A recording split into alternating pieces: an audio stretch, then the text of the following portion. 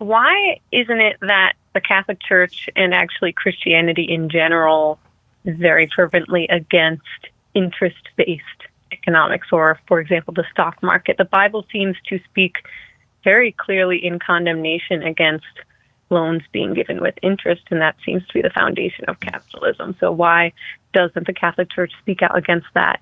It does. In fact, if you go to EWTN.com, and I'm sure that it's also on Catholic.com, you can look up the papal encyclicals, especially of John Paul II, who wrote about these issues.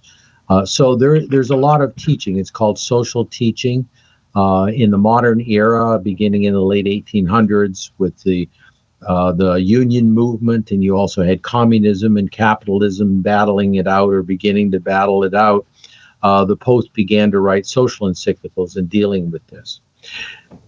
If you look at the scriptural context, you will see that just on this particular point of interest, you will see that what was condemned was basically sins against individuals. So the unjust keeping of the cloak of the man, at the end of the day, you hold it in surety, so guarantee that he will do the work or do the service that you asked him to do, and then you would hold it, just keep holding it, rather than returning it or not paying his wages at the end of the day. So the consideration there are considerations of justice and charity. So it's the church doesn't have an abstract, we're against interest. No. It's the question of what is the justice and the charity of the situation. And in fact, in the early days when interest was being spoken about in the, I guess at the end of the medieval period, the church was in fact against it. And it did so in ignorance until it understood how an individual in loaning capital out, for example, and then here we're going to talk about the basis of capitalism, loans capital out that others can do work with their money, and he deserves a just reward. And so interest is that reward. Interest we get on a savings account or interest we pay to a company for buying a product on time. The question of what is usury then is when does it get to be exorbitant and unjust? And that's where the church settled out in these issues when these were first being raised in the late Middle Ages.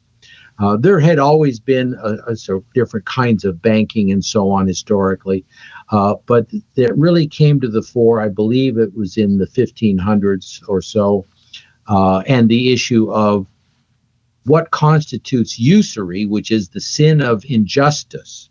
So not taking interest per se, but taking interest or paying interest unjustly. And this is still an issue when you look at your credit card percentages sometimes, and you know that the prime rate is 6 or 7 or 8%, and the company wants 22 or something like this.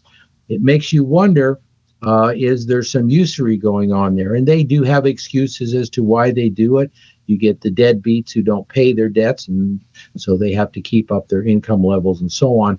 But these are areas where the church is concerned, and in the social encyclicals and in other documents of the church, by the Bishops' Conference here in the United States, and so on, you will find those concerns spoken about and discussed.